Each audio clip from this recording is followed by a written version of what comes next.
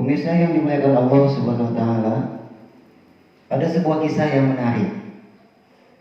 Ini diambil dari kitab Hilyatul Auliya karya Abu Nuaim As-Sufani, bahwasanya ada segerombolan virus yang akan mendatangi sebuah negeri.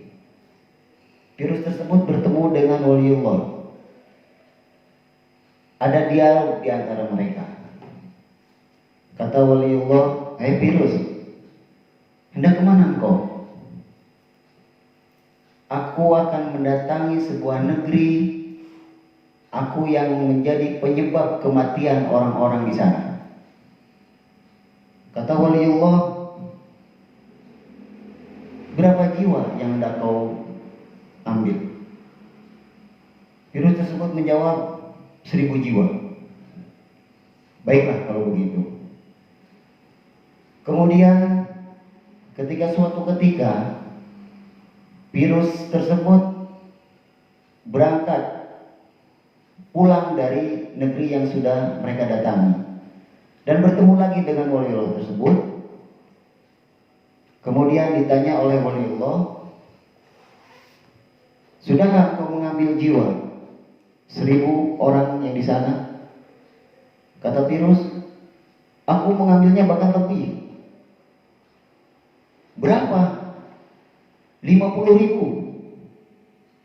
"Sebanyak itu kau cabut?" "Betul." "Mengapa demikian?" Kata virus, "Aku diperintahkan menjadi penyebab kematian 1000 jiwa. Namun aku diperintahkan kembali oleh Allah Subhanahu wa taala untuk menambah sehingga menjadi 50.000 jiwa. Apa penyebabnya?" Waliullah bertanya kepada virus. Virus menjawab, "Mereka yang tinggal di negeri tersebut terlalu panik, terlalu ketakutan, sehingga salah kaprah di dalam menangani keberadaanku. Padahal seandainya benar-benar sesuai dengan syariat Islam dalam menerapkan cara penangananku, maka insya Allah mungkin tidak harus 50.000 jiwa yang aku ambil." Ini entah betul atau tidak, saya hanya menyampaikan. Tapi kalau lihat kondisi sekarang ini, wallahu a'lam, apakah apa yang sudah diterapkan ini berlebihan atau tidak? Wallahu a'lam. Pemerintah benar, tidak ada yang salah menerapkan sedemikian rupa itu karena untuk menjaga warganya dari kematian, dan itu wajib. Menjaga satu nyawa itu wajib, dan pemerintah melakukannya dengan bersungguh-sungguh. Namun apakah keluar dari koridor syariat Islam atau tidak? Kita bisa melihat, kita bisa coba mencermati dengan akal pikiran kita, hidayah akal yang sudah saya sampaikan, hidayah agama kita. Kita bisa lihat, atau mungkin salah satu contoh, apakah ini berlebihan atau tidak. Ketika di suatu tempat terpencil, ada masyarakat yang masih melaksanakan sholat 5 waktu secara berjamaah. Masyarakatnya itu masyarakat yang di situ, tidak ada masyarakat yang dari luar. 5 waktu dijalankan secara berjamaah. Ketika datang hari Jumat, mereka melaksanakan sholat Jumat. Namun ketika akan melaksanakan sholat Jumat, datanglah aparatur pemerintah yang menyampaikan bahwa dilarang untuk melaksanakan sholat Jumat. Ini coba kita cermati. Secara logika saja kita cermati dulu. Sholat Jumat itu adalah tetap 5 waktu sholat. subuh, zuhur, asar, maghrib, isya. Namun ketika pada hari Jumat, zuhur itu diganti oleh sholat Jumat 2 rakaat. Tapi tetap sholat Jumat itu kan tetap dalam lingkup 5 waktu. Nah, ketika datang dari pemerintah mencegah sholat Jumat, di situ ada satu perdebatan antara ustadz dengan aparatur pemerintah. Aparatur pemerintah mencegah untuk melaksanakan sholat Jumat. Jangan sholat Jumat. Kalian sholat zuhur saja. Tidak boleh sholat Jumat. Sholat Jumat. Ini ketetapan dari pemerintah. Tidak boleh sholat Jumat. Kalian sholat zuhur saja.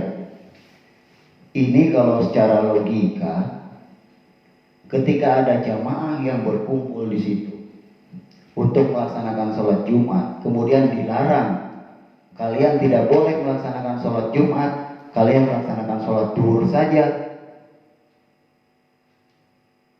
terkesan lucu. Kenapa? Jamaahnya ada di situ, sholat 5 waktu dijalankan.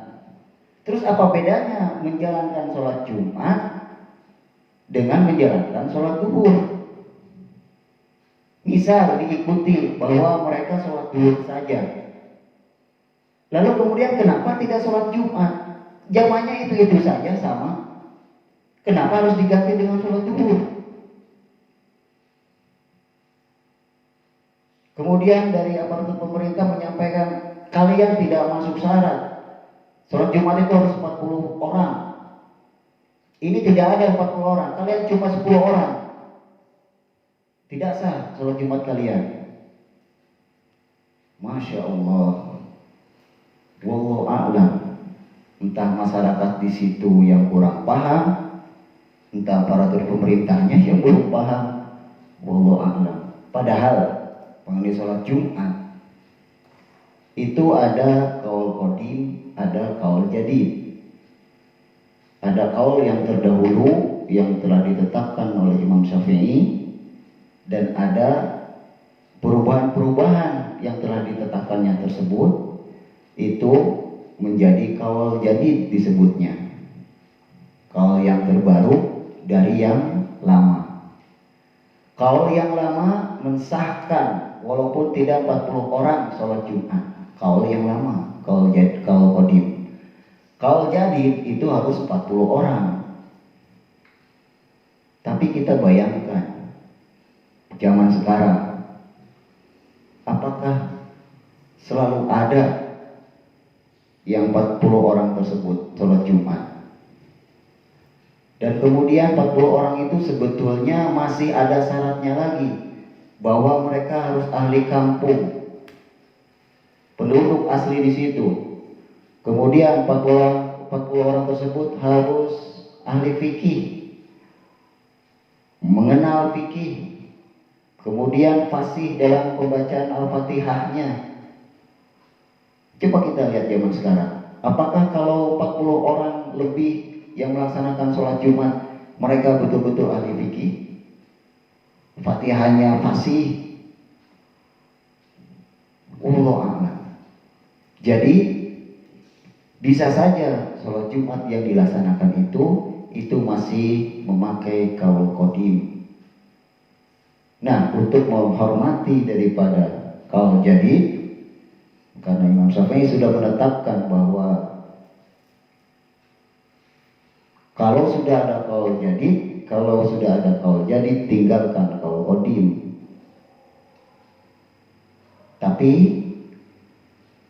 bisa saja kaul qadim ini tetap digunakan apabila dalam waktu-waktu yang memang tidak bisa untuk melaksanakan kaul jadid. Contohnya sekarang,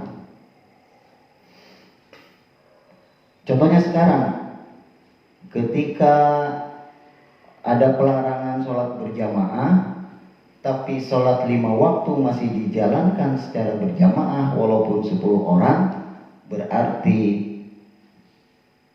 sholat Jumat tetap harus didirikan. Karena kalau sholat Jumat dilarang, maka sholat yang 5 waktu pun harus dilarang. Baru itu memenuhi syarat tidak mendirikan sholat Jumat.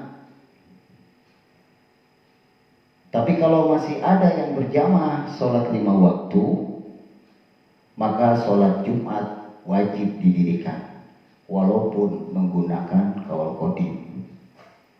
Itu menurut pandangan saya, sepengetahuan saya, semampu saya, dan pengetahuan yang saya timba yang didapatkan dari guru-guru saya.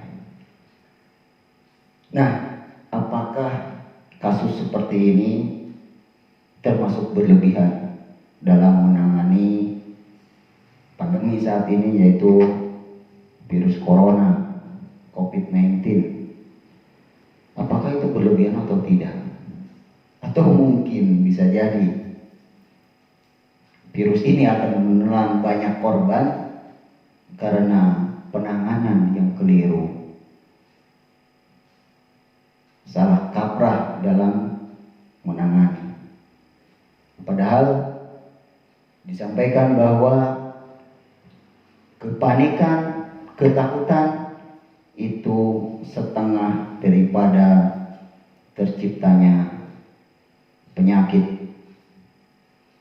Tapi ketenangan itu adalah setengah daripada keberhasilan.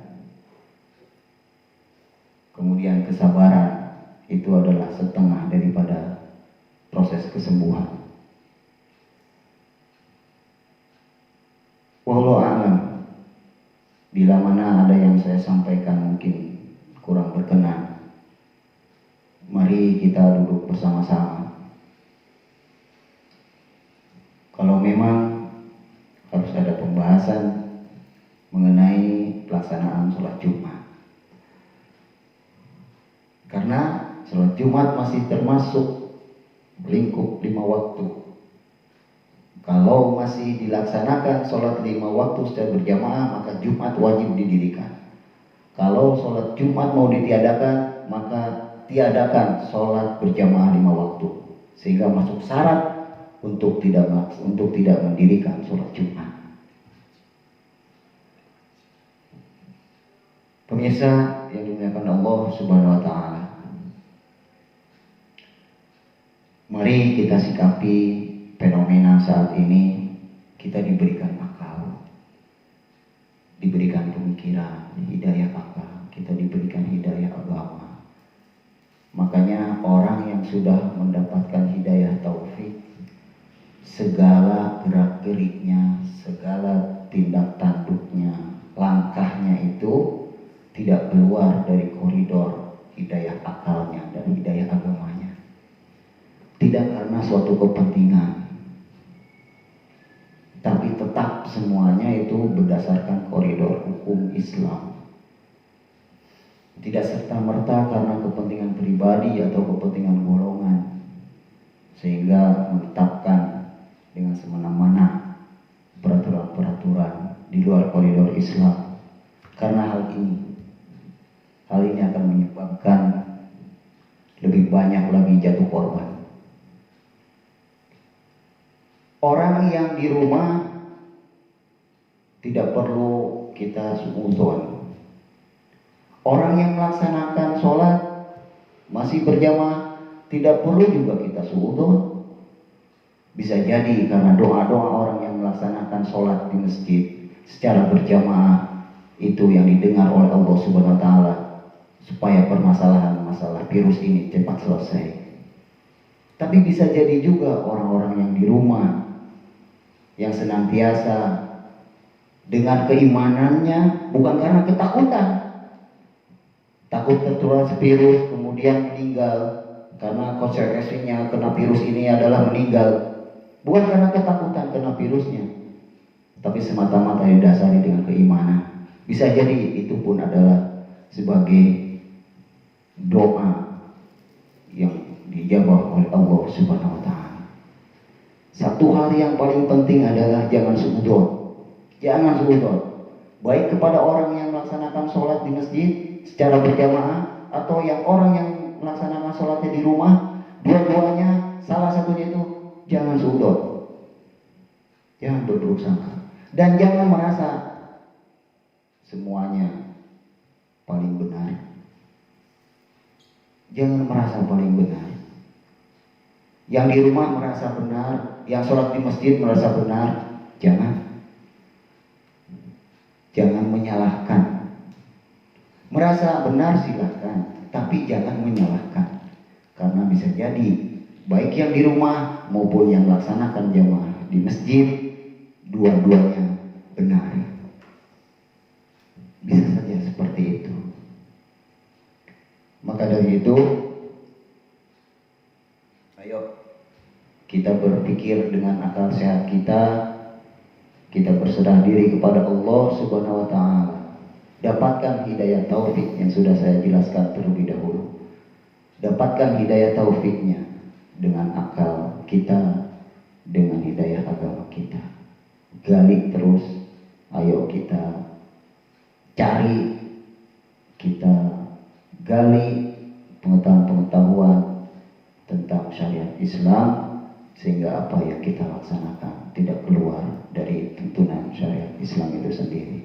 Demikian disampaikan. Saya berterima kasih kepada Irama Raja, Ikatan Remaja Masjid Ratul Jannah, yang telah